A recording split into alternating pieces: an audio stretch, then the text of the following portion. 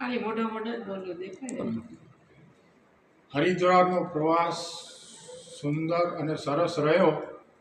અશોકભાઈ અને શૈલેષભાઈની ખૂબ તકેદારી રાખી તે બદલ ખૂબ ખૂબ આભાર માનીએ છીએ.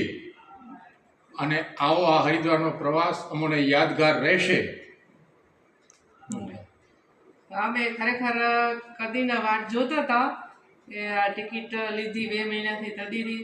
ખરેખર પછી દિવસ આવી ગયો ને અમને બહુ જ મજા આવી.